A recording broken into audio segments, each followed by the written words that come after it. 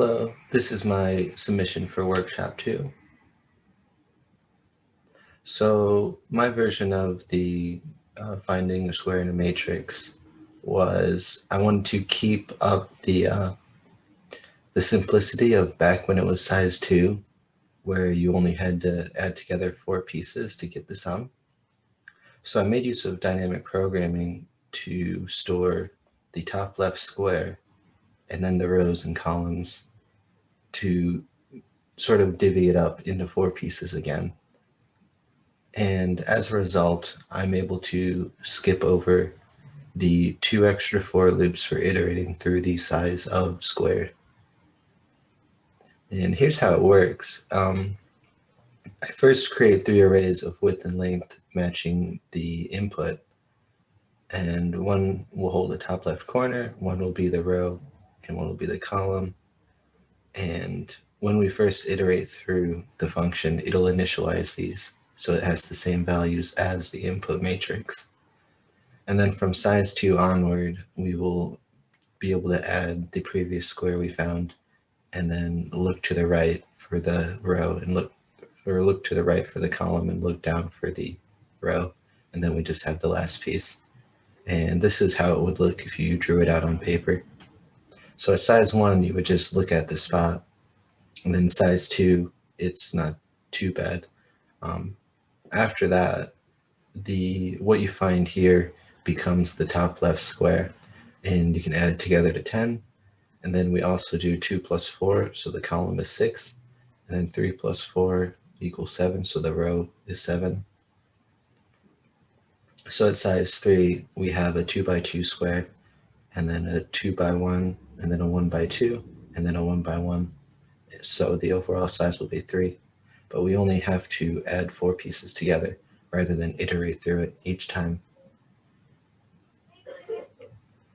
And then after we find the sum for each thing, we have to make sure we properly update it. And you also have to make sure you're using the proper row and column. It'll be +1 rather than what we're currently on. And so for the time and space complexity, this is what I did overall in my .cpp file. And you can see the time complexity and the space complexity as we go down. And if you want to look closer at this, you can pause now, but I will continue on. So for time complexity, at the worst case, this is what I divvied up from here with all the constants, but you generally will get big O of k times x times y times 1. And when you simplify it down, that's all.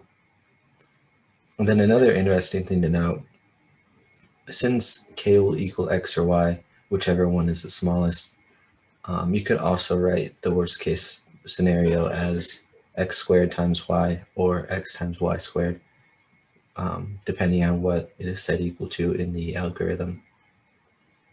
And then at the best case, we would have big gamma of 1. This would happen if either the matrix doesn't have anything in it, or if we find a match at the first spot of size 1. And our expected average, there's no guarantee we can make about what we get, since it could be of variable size and there's no order to the values within the matrix. But if we were to just tally up everything, every possibility, we could estimate that it would complete halfway through the iteration and find something. And that would be half of the time complexity we go through here. But even with that, you could separate that out as a constant, which would be negligible in the long run. So we would still end up with expected running time, big theta of k times x times y, or you could simplify it like before. For the space complexity, the worst case will be O of x times y, and that's because we have 3 variables that are of equal size to the matrix that we get. But it is possible that we only have big gamma of 1, and that'll happen if the matrix is empty. And that's just me making sure it's correct. If you try to put in a matrix that doesn't have anything, it'll return false automatically. Otherwise, the invariant loop would not be able to handle it. And then the expected big theta, we're going to assume most matrices will have values more often than not. So the worst case complexity will always be that if we get to the loop invariant, then that means we also have a space complexity of big theta of x times y. Then here's my loop invariant analysis. I am claiming that this function will return true when it first arrives at a spot in my matrix, such that a square submatrix that can be summed up will match the input value v. If it does not find a match, the algorithm will return false after checking every other possibility. And then before the start of the loop, we check to make sure that it is possible to find squares in the loop. It'll return false early if the matrix is empty, as we don't have size 0 for squares.